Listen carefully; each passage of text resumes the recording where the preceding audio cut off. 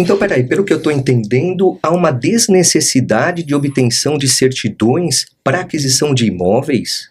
Não, mas peraí. Opa, você já tá aí? Olha só, no episódio de hoje vamos tratar de um tema muito interessante.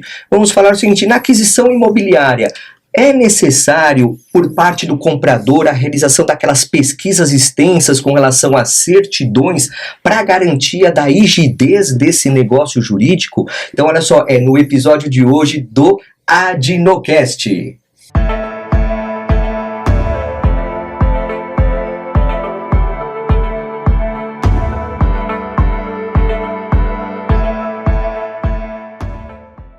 Maravilha, olha só, estamos aqui nesse episódio fantástico com duas das maiores personalidades no direito notarial e registral. E eu já vou apresentar para vocês aqui, primeiramente, o nosso querido doutor Narciso Orlandi Neto. Tudo bem, doutor? Graças a Deus, tudo bem. Vocês, tudo bem? Bom, perfeito, maravilha. Olha só, ele é advogado, mas ele já foi juiz de direito, desembargador aposentado do Tribunal de Justiça. Ele é sócio do escritório Lobo e Orlandi Advogados, autor de diversas obras jurídicas. Aliás, tem uma aqui, deixa eu já pegar e falar. Olha só, daqui a pouco eu vou passar para vocês direitinho essa obra incrível que você precisa ter no seu escritório, registro de imóveis, Dr. Narciso Orlandi Neto.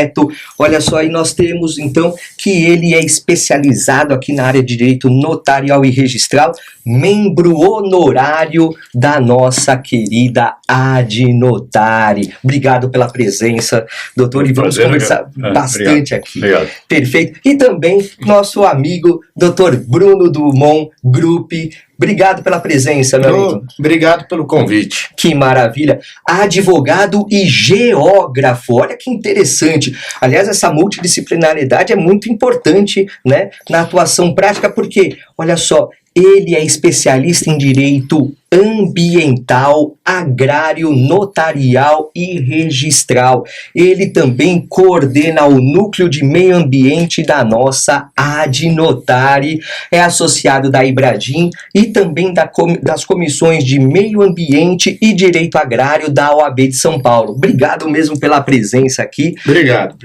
Maravilha. E com o nosso grande amigo, Dr. Mauro Antônio Rocha, nosso presidente da Adnotari. Tudo bem, meu amigo? Tudo bem, Jorge. Maravilha. Obrigado pelo convite. Que bom, que bom. Olha, eu estou muito feliz aqui porque o tema que foi proposto para nós, né, para esse nosso episódio, é um tema que está dando muita repercussão na Migalhas, né, por conta de um artigo que foi escrevido a lavra de 6 mãos, não é isso? Aqui pelo nosso doutor Orlandi, pelo doutor Narciso, pelo doutor Bruno e também pelo doutor Hélio Lobo Júnior, né, que infelizmente não pôde estar aqui hoje conosco, mas já fica um abraço para ele, que é justamente sobre a desnecessidade das certidões para a compra de imóveis. Será que isso realmente é viável? Será que isso o que é observado na prática? Como que os nossos tribunais estão vendo isso? Eu acho que é importante essa discussão.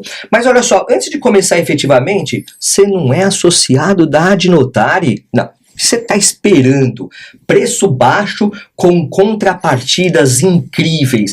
Nós temos cursos com desconto, nós temos acesso a palestras, os núcleos temáticos são incríveis. Nós temos não só aqui o nosso Adnocast, mas nós temos o Papo Acadêmico, muito material exclusivo para os associados. Então entre lá em www.adnotari.org.br e se associe.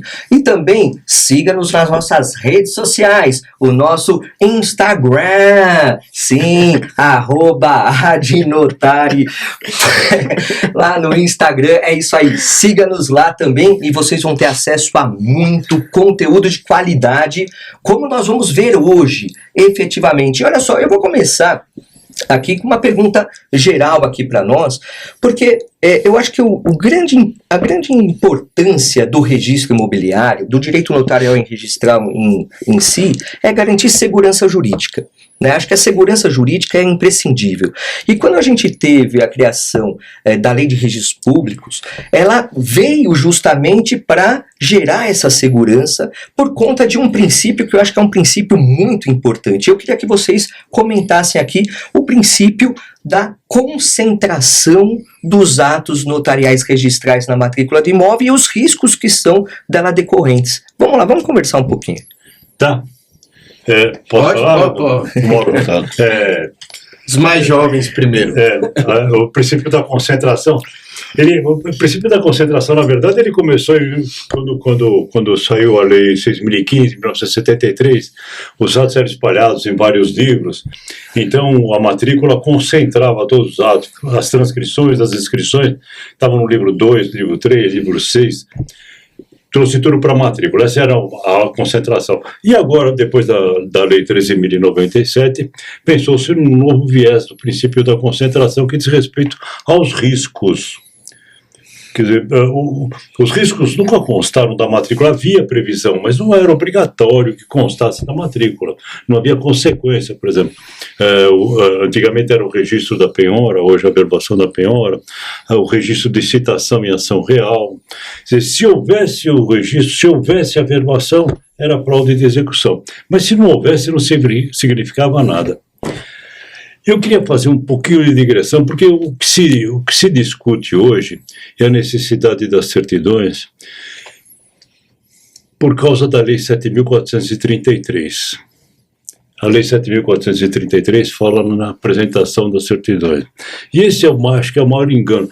Essa Lei 7.433 ela foi mal interpretada desde o início. Havia tanta burocracia no Brasil, ainda há, mas havia muito mais, que criaram o Ministério da Desburocratização, no governo do José Sarney. E o ministro era o ministro Hélio Beltrão. E ele fez essa lei 7.433 para desburocratizar a escritura pública. Então ele dizia assim, olha, só podem ser exigidas para a escritura pública essas certidões. No fim, a lei acabou criando a obrigação de apresentação das certidões em vez de dispensar, porque antes não se apresentava nada nas escrituras. Eu não era obrigado a apresentar. Eu comprava um imóvel, eu fazia pesquisa, necessariamente fazia pesquisa, mas não que devesse constar da escritura. Eu fazia pesquisa por minha conta, eu ia atrás do distribuidor, ia atrás de certidão de protesto, porque havia risco. Eu podia perder o imóvel, então eu fazia por minha conta, mas não constava nada das escrituras. Depois, por causa da 7.433, então passaram a exigir que das escrituras constasse a apresentação de feitos ajuizados, o que é feitos ajuizados, e de informações sobre a idoneidade do vendedor. Porque o maior risco que se tem é o risco da evicção aqui, que a gente está tratando, né? Exato. A evicção era a garantia do adquirente, né? Quer dizer, se eu perder, eu vou atrás dele. Mas ninguém quer evicção, todo mundo quer o imóvel, né? Lógico. E então a 7.433 passou a ter essa conotação, ela criou a obrigação de apresentação das certidões. Quer dizer, em vez de dispensar, acabou criando esse requisito. Ela teve o efeito inverso. Ainda hoje, quer dizer, 7.433 é a lei que exige as certidões. Não é isso, não é isso. O problema é o sistema. Eu lembro que na década de 80 eu fiz muitas palestras sobre... O tema era os riscos da aquisição do imóvel. Então eu falava durante uma hora e todo mundo saía de lá amedrontado. Eu nunca mais vou comprar um imóvel na minha vida. Mas era isso mesmo. Para comprar um imóvel, eu precisava pegar as certidões dos distribuidores pelo prazo da uso capião extraordinária, 20 anos. Então, quem foi proprietário nesses 20 anos? Eu tenho que perseguir cada um deles, buscar ações de distribuição contra eles, porque eventualmente, se houver uma ação anulatória ou declaratória de nulidade de um registro desse, de 15, 16 anos atrás, eu vou perder o imóvel. Sim. Eu vou perder, porque eu não tenho uso capião, Eu vou perder o imóvel. Então eu tinha que ir atrás. Se houvesse alguma certidão, eu... Não, e é até complicado porque quando você fala em posse, a posse é uma situação de fato, né, que só vai gerar muitas vezes o direito após, claro, o transcurso do prazo, aquela prescrição aquisitiva que a Maria Helena Diniz trata muito bem, né, e que faz com que muitas vezes você só tenha ação distribuída depois de já configurado, né, então mesmo assim você fica numa situação de limbo, né, você não tem uma certeza, uma garantia absoluta. Não, né? não tinha, e realmente não tinha. Eu precisava ir atrás de certidões de protesto do alienante, porque eu tinha que me proteger da fraude contra credores. Quer dizer, não havia ação ajuizada, mas eventualmente alguém podia me acusar de ter participado de uma fraude contra credores. Então, protestos já me chamavam a atenção como adquirente do imóvel. Dos distribuidores, de todos que foram proprietários nos últimos 20 anos, que era o prazo da prescrição aquisitiva da uso capião. E se não houvesse absolutamente nada, eu tinha mais ou menos uma tranquilidade, mas era relativa, porque se houve uma venda nos 10 anos anteriores de que participou um menor com alvará, e o alvará era falso. Nossa. O alvará era falso, então na nulidade. Então eu vou perder, então eu tinha que ir atrás de inventário. Era um drama. E tudo isso era problema do adquirente. O vendedor estava tranquilo. Ele não tem que se preocupar com nada.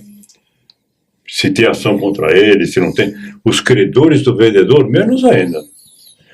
Eu estou garantido, porque existe uma ação ajuizada de cobrança. Quem quiser comprar o imóvel e não tomar conhecimento daquela ação, o problema é dele. Eu vou perseguir meu crédito até o fim. Sem problema nenhum, não tenho obrigação nenhuma de averbar, de fazer nada. Havia na lei de registros públicos a possibilidade de registrar penhora e de registrar citação em ação real, mas sem maiores consequências. A omissão não significava a perda do direito do credor. Não. Ele podia provar a má-fé do adquirente de outras formas. E isso impacta o mercado imobiliário de uma forma gigantesca, né? Exatamente. Eu acho que a grande novidade da lei 13.997 é justamente mudar a dinâmica para que o credor informe o crédito dele. Inverteu o ônus. O credor é que tem a obrigação de chamar a atenção do comprador. Ele tem que ter uma postura. O comprador não tem que ir mais atrás. O comprador só vê a matrícula. Não tem nada na matrícula, eu posso comprar o imóvel.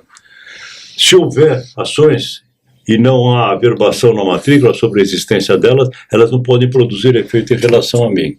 Se houver uma penhora e a penhora não estiver averbada na matrícula, o credor não pode opor o seu direito contra a minha adquirente.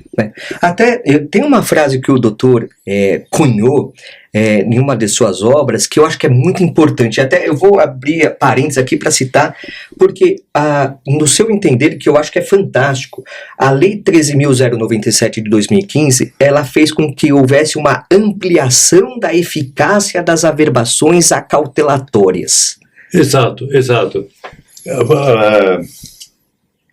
É crucial.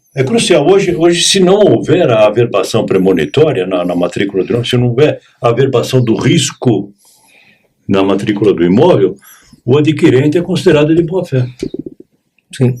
Não, e eu vejo muito, com a atuação de leiloeiro público, eu vejo muito que o Código de Processo Civil, ele não obriga a averbação, não é requisito, pressuposto de validade da penhora a averbação na matrícula. Exatamente. Não é pressuposto. Alguns juízes exigem, alguns juízes têm essa cautela de falar assim, antes de fazer a avaliação, eu determino que seja feita a averbação na matrícula para só depois dar prosseguimento, mas isso não é regra, né? Até porque não é exigível. Tanto é que se tivesse um agravo no instrumento, com certeza o tribunal ia falar, não é exigível, então você não pode obrigar a continuidade do processo a essa averbação.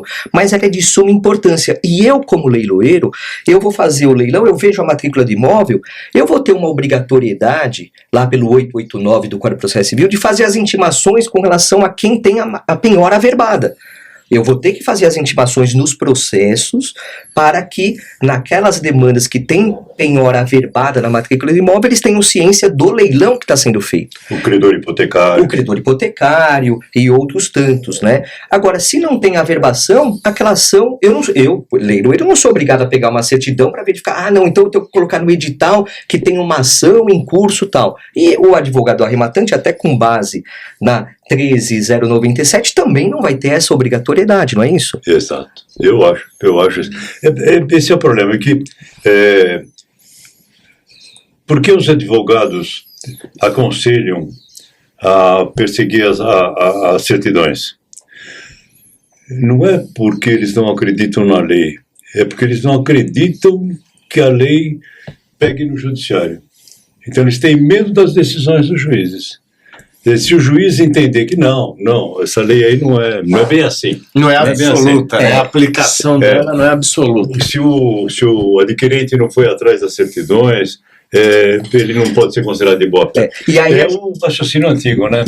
Então, mas essa insegurança jurídica do judiciário, ela tem uma certa subsistência, e eu vou citar até o julgado do STJ, que fala sobre a questão das dívidas ativas inscritas já gerarem fraude, presunção absoluta de fraude aqui para anulação das alienações. Aqui é interessante até isso, foi comentado no artigo.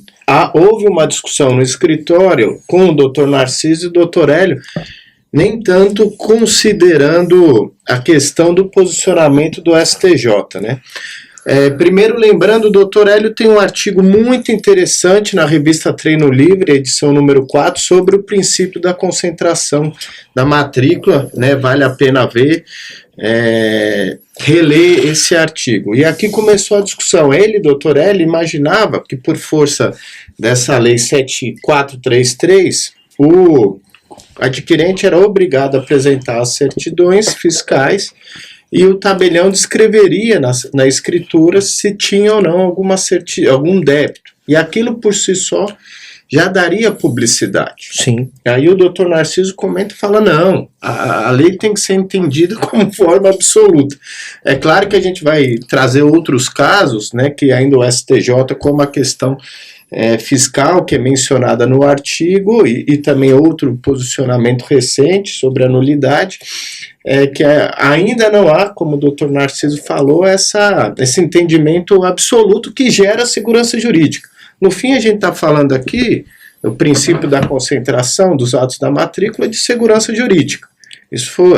Essa foi a grande novidade da Lei 6.015. Né? Então, e esse posicionamento do STJ, em razão da Lei Complementar 118 de 2005, ela faz uma separação. Olha, se for a partir da vigência da lei complementar, é só a inscrição da dívida ativa que é suficiente para essa fraude ser reconhecida, né? Porque antes exigia-se a citação, né, na ação de execução. Mas isso faz com que a gente tenha uma antinomia, talvez não aparente, né, como Maria Helena Diniz diria, mas acho que uma antinomia real entre um posicionamento de um tribunal, um relevante posicionamento de um tribunal, o STJ, frente a 13.097, né? Porque se realmente o princípio da concentração, ele tem uma natureza também absoluta, né? Porque faz com que justamente, se não está lá averbada, se não está registrado um ato de constrição,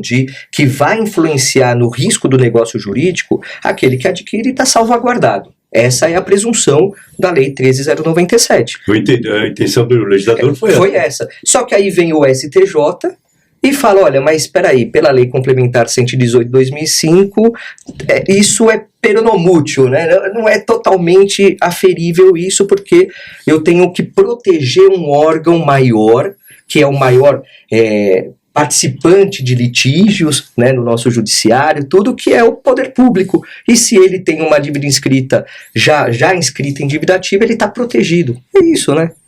Então fica uma situação meio complexa, né, na prática. É relativizar a força da 13.097, né? Porque não há exceção na 13.097. Por que exceção em relação ao poder público? a dívida Sim. ativa. Não, e aí você até fere o princípio da igualdade, né? Exato. Vamos pensar num debate constitucional aqui, que a gente poderia levar para o STF esse ponto. E a CDA pode ser averbada na matrícula do imóvel, porque Também. o poder público não é diligente. É, Exige isso do... Até tem pelo que eu lembro, lendo aqui o livro, tem até um provimento da Corregedoria de São Paulo que permite a averbação, né? Tem. Permite. Por que o poder público não precisa ser diligente como Sim. particular? É. Se é para proteger o adquirente, para dar mais curso para o tráfico de imóveis, por que abrir essa exceção? Que não está na lei. Não está na lei. Sim. Então, tratar de forma diferente, eu acho que é uma premissa equivocadíssima. Né? Eu acho que para caracterizar uma fé do adquirente, nos termos e de acordo com a ideia do legislador, a CDA também tem que estar averbada na matrícula de existência de uma dívida ativa da União inscrita, precisa estar na matrícula, ou do Estado, ou do município. E esse julgado até vai contra o que o próprio STJ já pacificou na súmula 375, né? Porque fala, olha, se não está, ou está registrado, ou então tem que provar a má-fé do adquirente. Não é isso? Exato. Então, quer dizer, ela julga de forma conveniente, talvez, aí esse julgado talvez tenha um viés aí conveniente para o poder público? Tem, né? Porque considera como presunção absoluta e tem uma natureza regressiva, né? Sim, inclusive pegando alienações sucessivas que você aí estancaria totalmente a análise de boa-fé, né? Porque dispensa, até esse julgado dispensa, nem precisa saber se é de boa-fé ou não, né? Embora a Lei 13.097 tenha quase 10 anos já, eu acho que nós não temos ainda jurisprudência suficiente para assentar o entendimento que ela gerou. Né? Eu acho que pode acontecer muita coisa. Eu não sei, o STJ e o STJ decide muito em cima do precedente, né? Então, de repente, surge um acordo qualquer e o STJ vai todo atrás. E pode mudar ou pode confirmar o que diz a lei. Né? Nós estamos na expectativa. Eu acho que a sutileza também o ministro Luiz Fux tem um código, um curso de processo civil. E no curso ele comenta a diferença entre o adquirente de má-fé e o adquirente que não agiu com boa-fé. Ele trata essas duas situações. O adquirente de má-fé, ele age de forma premeditada. Ele sabe exatamente o risco que ele está assumindo. E o adquirente que não age de boa-fé, ou ele não toma as cautelas de uma pessoa comum, as cautelas de praxe para se definir. A súmula 375 trata do adquirente de má-fé, né? Talvez um caminho seja esse. Essa é a interpretação antiga, né? Anterior. A questão da ausência de boa-fé ou da falta de diligência do homem comum. O homem médio, né? Aquele conceito de homem médio. Agora, eu tenho muita inveja dos advogados que têm essa certeza, assim, de que nós não precisamos de certidão. Não, é uma pregação, Moro. É uma pregação, não é certeza. É uma pregação. Para ver se a lei pega. Então não precisa de lei. Claro que tem inveja disso. Eu fui durante 20 anos coordenador de contratos de crédito imobiliário da Caixa. Não é? E não pedia certidões. Então, por minha... Justamente, isso é interessante. Nós temos um caminho, um fluxo de análise aí. Então passavam por mim posso dizer assim, pelo menos 1.000 contratos por dia pela minha equipe, né? E nós temos todo tipo de problema. De início, eu lembro que lá no começo se exigiam todas as certidões. Isso num determinado momento foi quantificado em 40 milhões de certidões ano. Nossa. Que eram enviadas para a Caixa. Fisicamente ainda, imagina o volume disso, né? Para serem analisados. Né? Então nós tivemos um problema, precisávamos de mão de obra para analisar tudo aquilo, mão de obra especializada, e tinha o problema também de arquivo. Aquilo ocasionava um peso muito grande nos arquivos. A laje não aguentava. Num determinado momento, chegou-se à conclusão, ainda antes da Lei 13.097, não pedimos mais certidão. Quem tem que pedir certidão é o adquirente. Quando o adquirente chega ao banco, né, em geral, banco qualquer, ele já vem com o imóvel e com o vendedor. Ele já se conhece, já fecharam o negócio praticamente, agora só negociando ali o financiamento. Né? Então, se eu tenho que pedir certidão, eu tenho que pedir certidão do comprador e não do vendedor. Para garantir o crédito da Caixa. Exato, Sim. porque ele A vai relação comprar o direta imóvel com ele. e vai transferir a propriedade, não é? Para o banco. Então, e depois que nós dispensamos as certidões, o que aconteceu? O público em geral entendeu que a Caixa fazia tudo, Sim. que não havia necessidade Facilidade. de fazer nada. Facilidade. O Desburocratizando, O aleluia. governo dizia assim, não se preocupe, pode deixar que a Caixa cuida disso. O corretor fala, não, senhor, deixa que a Caixa cuida disso. É porque há uma premissa, se o banco garantiu aquela alienação, tanto que ficou com o imóvel para si em propriedade resolúvel, né, para ter a garantia daquele financiamento, que situação maior do que uma instituição financeira ter avalizado aquele negócio? Mas na verdade a Caixa se livrou de um problema que não era dela. Sim. A busca de informações é problema do comprador. Exato, e era uma premissa inexistente. Bem, mas nós continuamos a fazer consultas, não é? Nós tínhamos lá as nossas consultas normais, Serasa, Receita Federal, enfim, aquelas que eram mais fáceis de conseguir. E quase sempre deparávamos com algum tipo de problema. Aí nós tínhamos que quase quantificar, né, o que aquele problema representava ali para aquela questão. E, inclusive, em relação a proprietários anteriores, né, pegava a matrícula, olhava. Quando eu comecei há 20 anos, eu determinei que se fizesse a pesquisa das compras, das transmissões feitas no último ano só.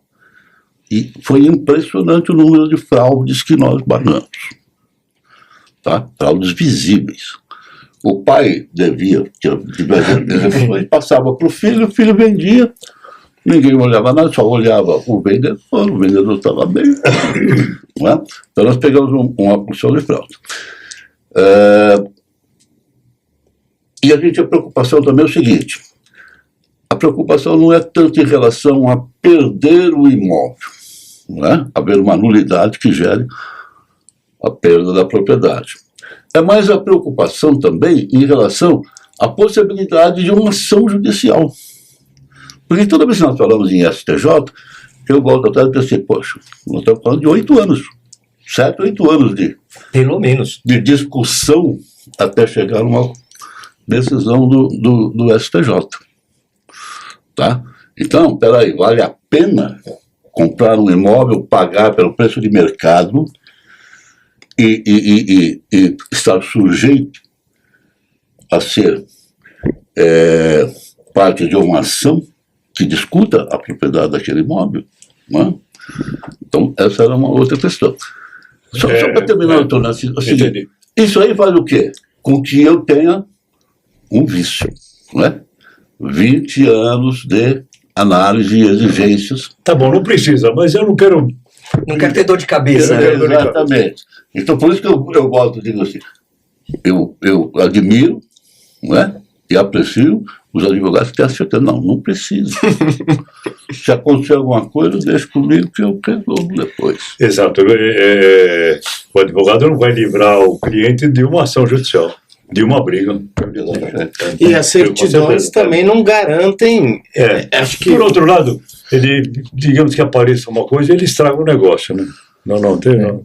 Exato. Melhor não comprar. Exatamente. E aí eu ponho mais uma pitadinha aqui, que é o posicionamento do CNJ recente, que até deve ter dado origem, ou deu origem ao artigo que vocês escreveram, né? Porque ele confirma, o CNJ, Conselho Nacional de Justiça, confirma o princípio da concentração dos atos na matrícula do imóvel, né? Tem a última decisão do STJ, Agora de março da Ciandrin, é que ela não aplica a 13.097, porque era caso de nulidade, o registro era nulo. Então ela entende que quando o registro é nulo, o proprietário que retificou o registro, cancelou o registro, ele tem direito de reivindicar o imóvel, não importa a boa-fé do adquirente, como é explícito no Código Civil. Sim. Né? Então ela entende e aí não entra nem fraude de execução, nem fraude contra credores, porque são nulidade, né? Então na segunda edição desse livro eu revi a minha posição da primeira edição sobre isso. Eu afirmei que quando a nulidade do registro, eu comprei o imóvel do Bruno, absolutamente de boa fé, mas o Bruno sofreu uma ação agora, não existia essa ação, e questionaram o título aquisitivo dele por nulidade, e o tribunal julgou, não, é nulo, cancela o registro do Bruno. Nessa hipótese eu perco o imóvel. Sim. Mesmo não existindo ação ainda, eu perco o imóvel. Por quê? Porque a nulidade é nulidade. Ela não pode produzir efeito. É insanável. Quando é anulabilidade, por exemplo, uma fraude contra credores, o registro produz efeitos até ser cancelado. Quer dizer, o cancelamento produz efeitos a partir do momento do cancelamento. Mas ele já produziu e aqueles efeitos já produzidos protegem o adquirente de boa-fé. O que não ocorre na nulidade, que a eficácia da declaração da nulidade retroage à data do ato. Então ele não pode produzir efeitos. Mas não foi bem essa fundamentação da ministra Nancy Rodrigues, mas ela disse, no caso de nulidade, não, aplica o Código Civil. Sim, nos outros casos, sim, aplica a 13.097. Mas o senhor concorda com esse posicionamento da Nancy Andrighi? Concordo, por causa da nulidade. Foi o que eu citei no segundo volume do livro. Sim. Mas aí não vai criando... exceções? Exatamente. Não, mas não sei se seria exceção. Não é exceção, né? Porque é situação diferente. Não é, acho que não é bem uma exceção, porque você não está na mesma vertente de análise. Né? Porque quando você fala em fraude contra credores ou fraude de execução, você está pensando na insolvência do vendedor, que pode comprometer a rigidez do negócio. Quando você pensa numa questão de nulidade do ato registrário, que tem efeito ex tunc a partir do momento que ele é reconhecido, declarado, você vai retirar totalmente do campo daquele vendedor o poder da disponibilidade que ele agiu. Então você tem uma outra causa, né? Por conta disso eu acho que mas isso a situação não seria exceção. Registrado na matrícula, né? Não, sem averbação na matrícula. Sim, mas registro. Poderia, né? Poderia. Não, mas a ação de nulidade foi proposta depois de você ter vendido o imóvel para mim. Entendi. Então, é impossível ter conhecimento. E se tivesse sido proposta antes e não constasse da matrícula? Mesma coisa. Nulidade. O que importa é nulidade. Então, isso já muda um pouco esse entendimento de que não precisa de verificar as certidões. Pode ser visto como uma exceção, mas pode ser visto como confirmação da regra geral de que a nulidade não produz efeito. Nulidade é nulidade. Exatamente. A questão é só, como é que eu poderia ter conhecimento daquilo que se eu pedir a certidão e naquele momento não existia nenhuma informação sobre isso? Embora a ação já estivesse tramitando.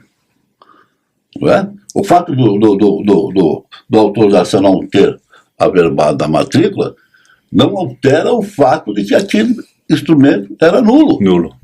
Eu tinha, acho que, entendido, até pelo primeiro volume, alguma coisa, que havia necessidade... Isso, no primeiro volume. Que havia necessidade de você fazer o registro... E se você perguntar para mim se tem certeza absoluta, eu não tenho certeza absoluta, amanhã eu posso mudar de opinião de novo. Não sei, é uma questão séria. Sim. Ou seja, a 13.097, puríssima como ela é, e admitir um efeito da nulidade, quer dizer, como é que é essa aquisição? Eu comprei, é uma aquisição anônima, é uma aquisição originária, porque não tem título.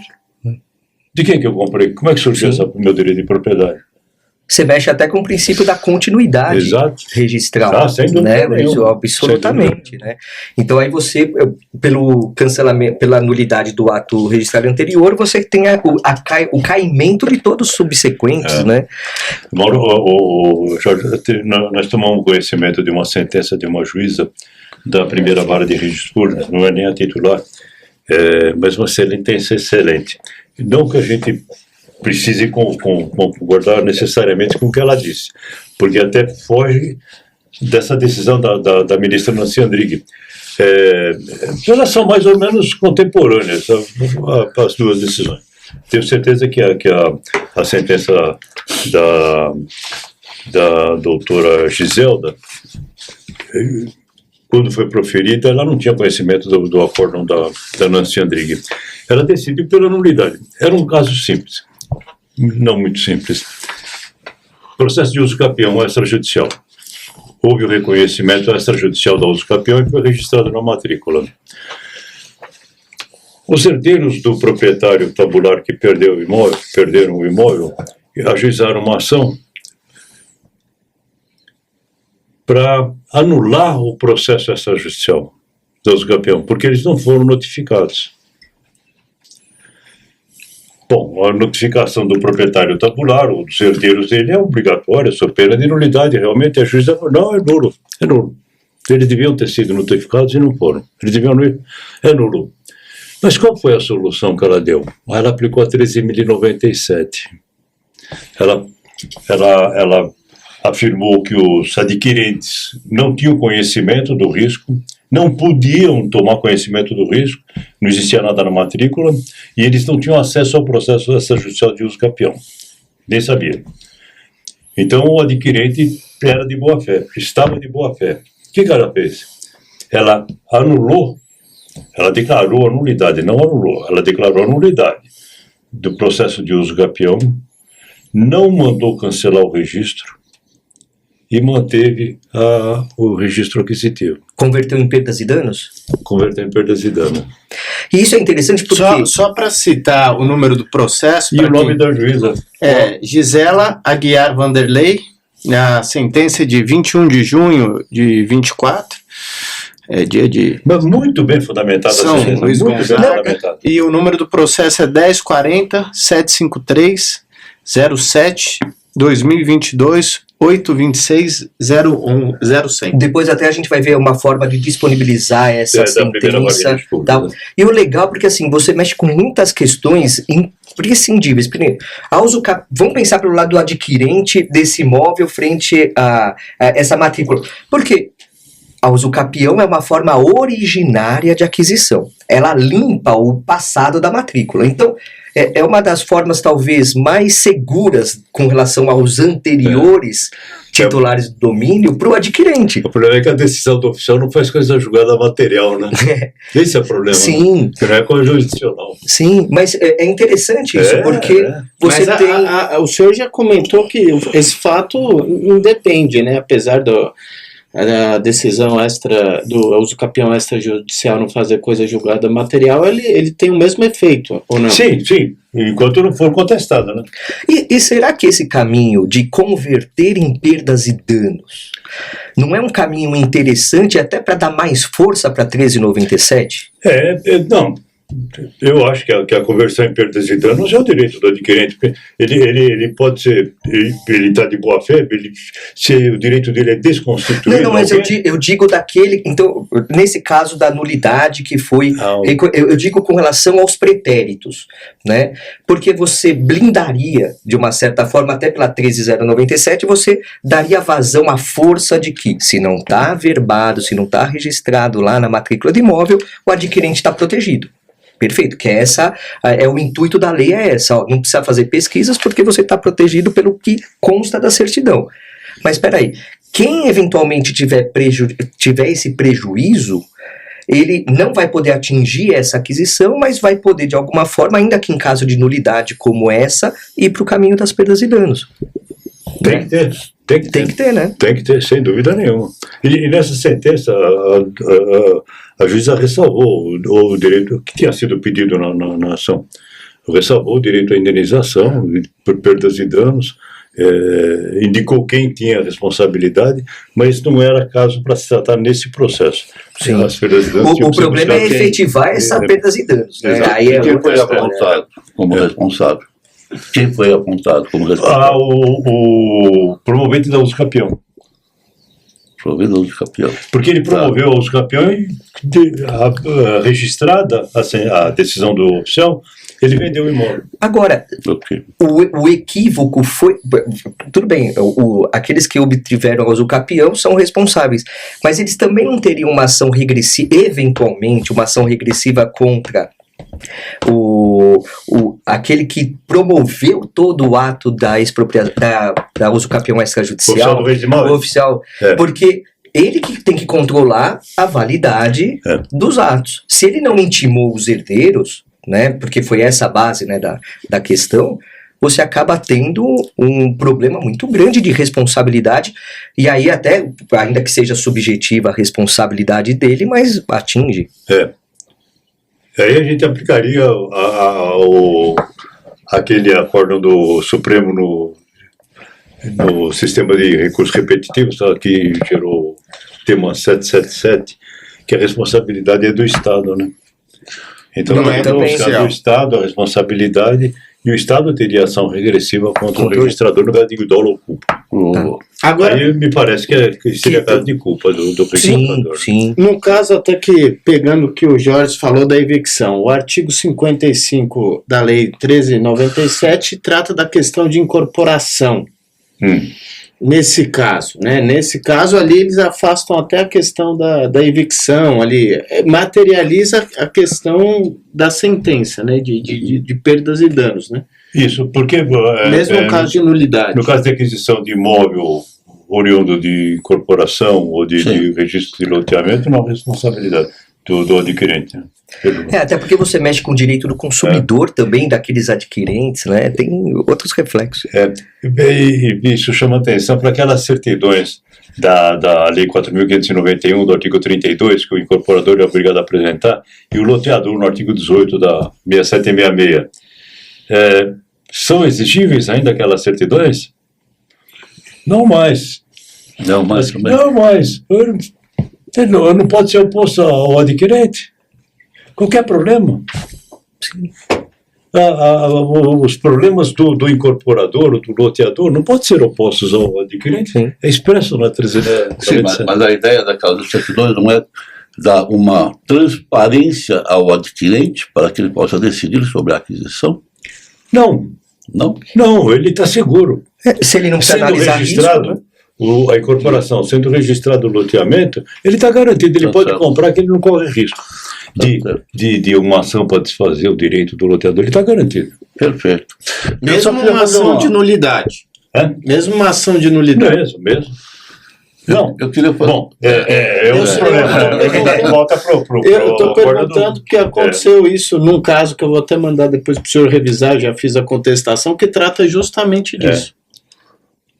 No caso de nulidade, é nulidade. Não tem e aí afetaria todos aqueles consumidores que adquirem. Um problema econômico gigantesco, hein? Eu queria fazer uma provocação, já que nós estamos quase terminando o nosso tempo. Não, a gente vai ficar aqui o dia inteiro. Não, a gente vai ficar aqui, vamos ficar o tempo todo. Aqui Capobianco tá falando aqui, não, beleza, é só, vamos renovar o cafezinho aqui e vamos embora, não tem problema nenhum. Mas deixa eu já fazer minha provocação para garantir. Vai que, né, a gente é cortado aqui. Vai que a Enel acaba a luz. Eu queria que o doutor Narciso falasse um pouco de um confronto, assim, um conflito entre esse entendimento e o entendimento dos grandes escritórios de advocacia, não é? E das grandes empresas, dos grandes negócios, onde o negócio jamais será feito sem uma diligência anterior, completa e favorável, não é? Eu pergunto, será que nós estamos em frente a um trabalho absolutamente desnecessário exigido por esses escritórios? Que é vendido a rodo, né? Que é vendido a rodo, né? Vendido a rodo. Do diligence, né? Extremamente caro, não é? E necessário para qualquer grande negócio, para garantia de qualquer grande negócio. Tá? Então, se esse pessoal de capital, né, do capital, toma todas essas precauções, será que não será muita pretensão assim do pequeno investidor dispensar tudo isso? Ou pelo menos de não ter pelo menos uma visão geral da situação ali do vendedor e do empreendimento? Então, é questão de relativizar a 13.097, né? E aí é estrutural o entendimento dos advogados. O negócio tem risco, o comprador corre o risco. Se houver risco, o comprador corre o risco. É estrutural, a gente estudou pensando nisso. E quem começou a trabalhar depois continua pensando assim porque os antigos passaram esse pensamento. O comprador não pode ter risco. É estrutural. Agora, 13.097, acho que rompeu isso. Ou então, não está em vigor. Então, ela pegou ou não pegou? Então, esse é que é o problema. O que nós estamos pregando é que ela pegue. Mas está difícil. Está a pegar ainda. Agora, se não pegar, então revoga. Não, eu acho Volta que está ao sistema tendo antigo. uma mudança para pegar. E só que há ainda algumas exceções que a lei não consegue comportar. Onde é que estava escrito, antes da 7.433, que havia necessidade de o comprador pedir certidões? Nenhum lugar. Mas os riscos estavam na lei. A fraude de execução, a fraude contra credores, a anulatória, a reivindicatória. Estavam lá. Como é que eu faço para me prevenir disso? Eu vou atrás das certidões. Eu não vi obrigatoriedade. Agora, a partir da 7.433, criou-se a obrigatoriedade, que na verdade é falsa. E agora dispensa-se a busca das certidões. Então fica difícil mudar a cultura, o pensamento, né? a cultura. Eu vou colocar até um ponto interessante aqui. Imagina você um compromisso de compra e venda, que tem lá a cláusula de que apresentadas as certidões, porque isso é comum acontecer por conta dessa due diligence, a contrário, o censo da 13.097. Tá lá. Se o comprador encontrar alguma certidão, algum apontamento que acabe gerando risco para o negócio, ele pode aí voltar à situação coaante, né? As partes acabam com aquela contratação. O vendedor pode falar o seguinte, não importa para você, eu não quero essa cláusula aqui, porque para você está protegido por conta da 13.097. Então, eu nem vou te apresentar as certidões, porque o negócio está feito e está garantido por conta do que não está na matrícula do imóvel averbado. É um outro posicionamento que vem a suplantar essa... Eu acho que a gente tem uma cultura, o que o doutor está trazendo é justamente essa cultura da prática e da advocacia de que, olha, se não tiver a due diligence, você está com risco grande nessa aquisição. Qual seria o sentido de levar os riscos para a matrícula do imóvel se não tivesse esse efeito? Só para preencher a matrícula de ato, para encarecer o proprietário, o credor? O que o credor tem que averbação? Qual vai ser o efeito disso aí? Nenhum. Então por que precisa averbar? Qual é a vantagem? Por que a lei criou isso? Vamos pegar até um outro gancho do Código de Processo Civil, que a execução ela corre pelo interesse do credor. Né? Porque o juiz ele está lá aguardando os pedidos, né, do credor para conduzir a execução. Né? Então, essa diligência do credor de falar assim, não, tudo bem, eu quero a penhora daquele imóvel, mas eu preciso também... E outra, hoje a averbação da penhora é tão simples de ser feita, não precisa nem de decisão judicial para ela ser levada para a matrícula. Né? Então, quer dizer, a falta de diligência na execução por parte do credor, que conseguiu a penhora do imóvel, tem lá o termo de penhora do imóvel, mas que não levou a averbação, essa constrição, ele paga pelo seu próprio, pela sua própria falta de diligência, não é isso? Esse o sentido, quem dorme. Então, assim, ele abriu mão de uma garantia. Como ele faz quando ele não diligencia pela intimação do credor hipotecário? Sim. Então, olha só. Então, será que a gente não poderia ter... e aí o legislador, muitas vezes, não pensa de forma global. Porque a gente poderia ter, lá no artigo 804 do Código de Processo Civil, que fala da ineficácia, isso, aquilo da alienação e tal, mas lá entre os dispositivos do Código de Processo Civil, a gente poderia ter o quê? Poderia que, se eventualmente não houve averbação, você não pode contestar a fraude contra credores ou fraude à execução, no caso mais a fraude à execução com relação àquele bem que foi objeto da penhora. Então, ainda que lá o 844, se eu não me engano, no Código de Processo Civil, que fale que não é exigível a verbação da penhora na matrícula do imóvel para a efetividade da penhora, mas eu acho que deveria ter uma complementação desse dispositivo para falar do risco que isso acarreta, porque a leitura da 13097 ela está muito distante da leitura do Código do Processo Civil. Então você acaba não tendo essa junção de argumentos no judiciário. Mas aí que até o doutor Hélio, nesse artigo da 4ª edição, ele fala: o Código de Processo Civil é um instrumento da aplicação do direito material. Sim. Ou seja, a lei 1397 tem que ser respeitada, ainda que não haja essa coerência entre o Código de Processo Civil. É claro que em 2022, era uma discussão que teve, né, o artigo 792, inciso 4, se aplicava-se o princípio da concentração da matrícula ou não, abria uma exceção, e depois veio uma lei que acabou arredondando isso em 2022. Então, porque a 13.097 saiu com essas disposições, e em seguida saiu o Código de Processo Civil. E esse inciso 4, ele negava, ele contrariava a 13.097. Aí, em 22, a 13.097 foi editada para corrigir essa falha. Ou seja, condicionar ainda o registro ou a aberração. Ou seja, a aplicação do 792 se dá mediante a averbação. Sim. Exatamente, do inciso 4. Ou seja, era o que faltava. Aqui insistindo, sendo provocativo, usando o termo que o Marcelo Terra usou, sendo provocativo, né? Talvez não seja o caso de pedir as certidões, insistir nisso. Então, vai depender muito da jurisprudência, né, Mauro? Eu não sei como é que vai ser, o STJ é que vai decidir se a 13.097 está em vigor ou não. Mas esse acordo da ministra Ancia Andrighi é um sinal, quer dizer, ela tirou fora a nulidade, com base no Código Civil, mas não falou no resto. A CNJ tem uma decisão administrativa, alguém pediu, um órgão qualquer pediu uma reformulação de uma norma administrativa. E a Corregedoria Nacional de Justiça decidiu não, porque não há mais necessidade de apresentação das certidões das escrituras. Categoricamente afirmou.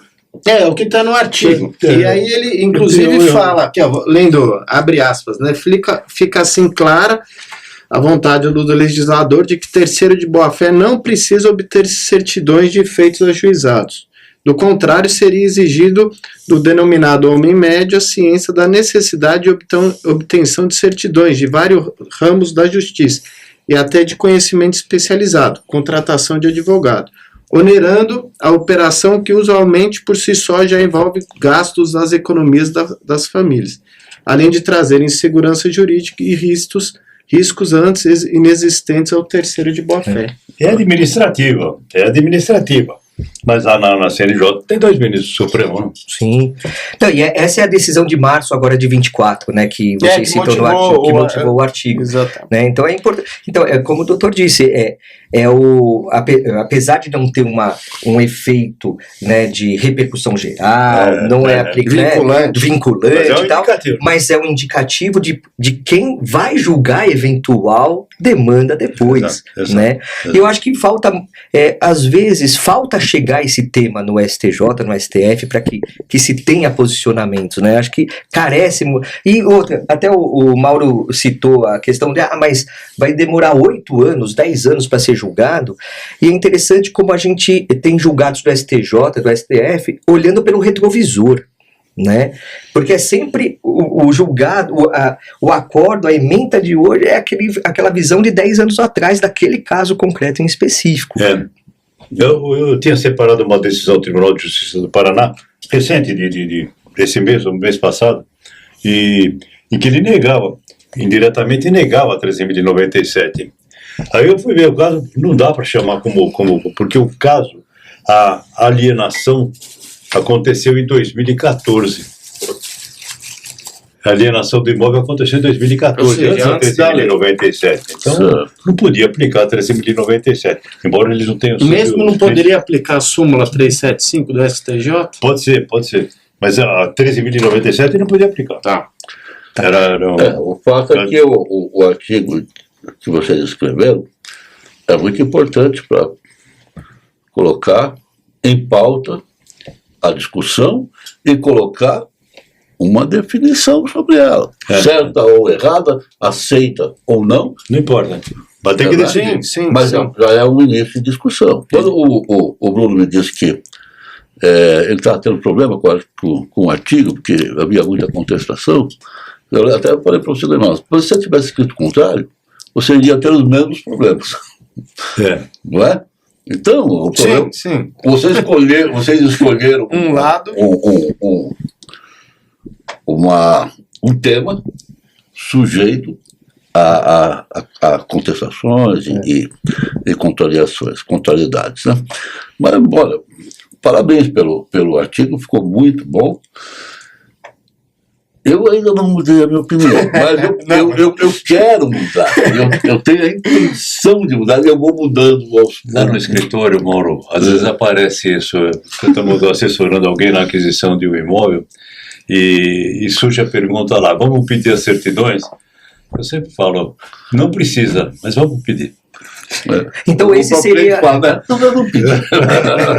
Então acho que esse seria o posicionamento assim, até com base, vocês colocaram esse posicionamento, até o que o Mauro falou é importante. Toda vez que a gente toma um posicionamento, a gente dá a cara a tapa, né? Às vezes o tapa é muito forte ou muito recorrente. Então, né? Mas aí eu pergunto, se a 13.097 está ou não em vigor? Então eu acho que assim, talvez pela leitura do artigo que eu tive de percepção foi, nós precisamos ainda amadurecer isso nos tribunais para que a gente tenha uma certeza de aplicabilidade, aí pegou ou não, está em vigência ou não, da Lei 13.097 de 2015. Às vezes isso demora mesmo? para pegar, não é do nosso tema, mas quanto tempo a lei que criou o contrato de alienação fiduciária demorou para pegar? A Caixa demorou 5 ou 6 anos. Vários anos para começar a usar a alienação, e ninguém usava.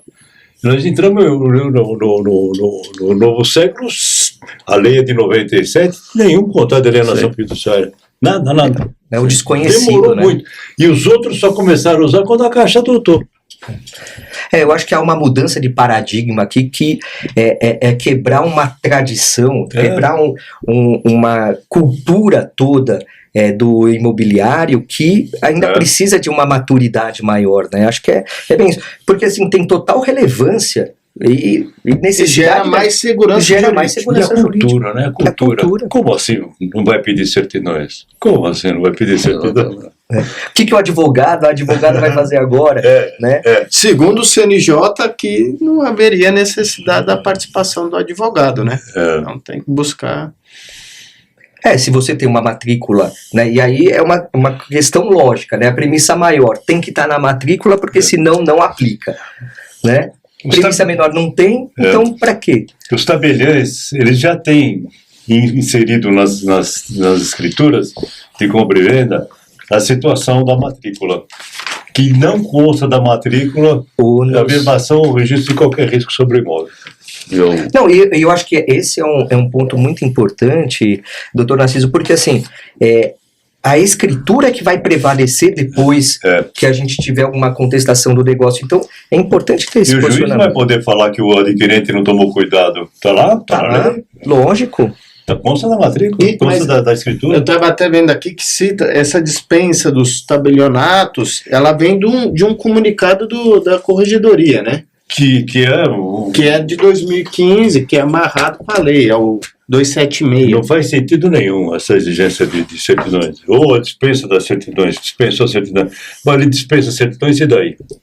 ele assume responsabilidade, ele responde pelo risco ou não? Não significa nada, né? O CNJ também é um assunto que a gente pode discutir num outro dia. Ele é muito estranho, né? Porque de um lado ele diz, não precisa mais de advogado, você vai gastar dinheiro para advogado, já é caro comprar um imóvel. E em outros julgados, em outras decisões, ele diz assim, você já tem o tabelião que vai lhe dar a consultoria para realizar a sua operação, não é? Ou seja, ele dispensa o advogado e deixa para o tabelião.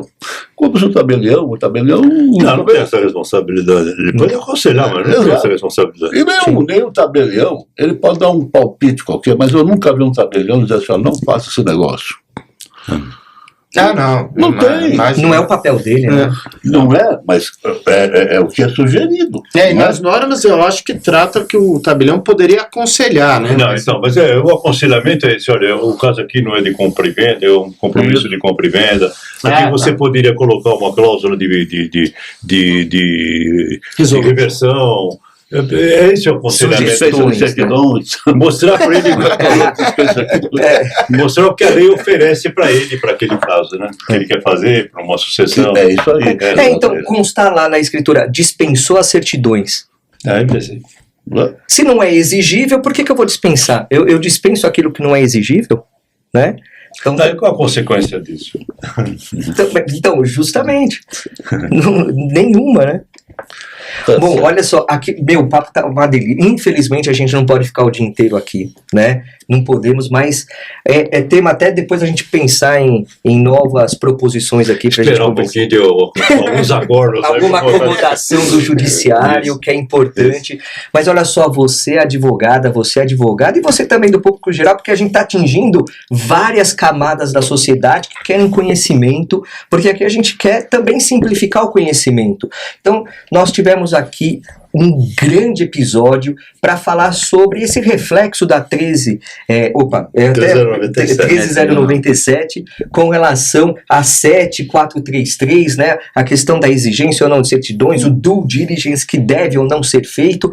E aqui a conclusão que a gente pode lançar é: a lei não exige, mas ainda nós não temos um patamar de acomodação do judiciário para dar essa certeza de que somente com o princípio da concentração dos atos na matrícula do imóvel, o negócio jurídico de compra e venda ou qualquer outro que seja de transferência desse patrimônio será rígido. É isso, né, que a gente pode concluir? Isso. Né? Então a gente continua ainda por uma precaução frente a essa acomodação, né, tendo essa exigência. É isso. Queria agradecer muito. E olha só, já vou agradecer presenteando, porque aqui vem e presenteia, né? Olha só, com a nossa já famosa, o pessoal já tá pedindo a caneca do Adinocast e tudo. Doutor aqui, Narciso Orlando Neto, muito obrigado pela participação. Renovando aqui, olha só, ele é autor dessa obra que está na 2ª edição pela editora Gen Forense, que é Registro de Imóveis. Olha só, é um livro importantíssimo para você ter, você que atua no direito notarial e registral, atua em negócios imobiliários, é imprescindível você ter essa obra no seu escritório e consultá-la, ver os posicionamentos que são relevantíssimos, como experiência, juiz, desembargador aposentado, agora advogando, quer dizer, é uma experiência ímpar para que você tenha nessa obra aqui todo o conhecimento. E a leitura é muito gostosa porque o direito registral é um direito de casos, né, casuístico. Então você consegue, é um livro dinâmico, você consegue ler de forma fatiada.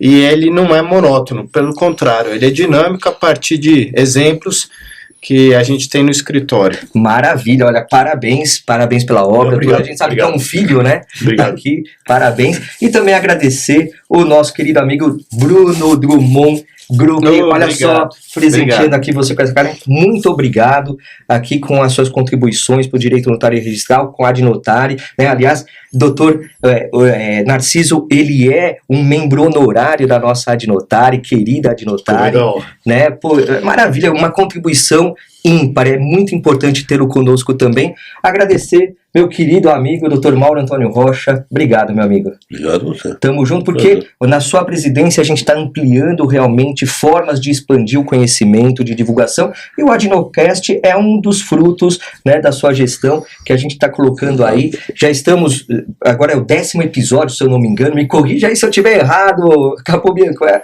o 10º episódio, estamos aí a toda e cada vez mais com engajamento. Isso, tenho a felicidade de trabalhar com pessoas que fazem, não é? Então a gente só aprova, não, vamos fazer, vamos fazer, e você vai aparecer alguém que faça. E na Adnotário o que mais tem são pessoas que fazem, Sim. porque olha só, nós somos uma comunidade, uma família adnotária, a Academia Nacional do Direito Notarial e Registral, ela propicia conhecimento sem nenhum viés, além do que? Do fundamento, além da análise da lei fundamental, com base o que? Artigos, com cultura, com muito conhecimento técnico, jurídico, que faz com que a sua advocacia seja muito melhor. Só o nosso grupo de WhatsApp, as perguntas que lançam lá, respondidas por todos os nossos associados, contribuindo para a formação, é incrível. Então, olha só, eu convido você para ser associado da Adnotari, associada da Adnotari, www.adnotari.org.br. E não segue a gente ainda nas redes sociais? Vem para o nosso Instagram, sim, @Adnotari. Eu fico por aqui hoje, muito obrigado pela sua audiência, e olha só, acompanhe os episódios anteriores e os próximos que virão. Obrigado, pessoal, até mais, abraço!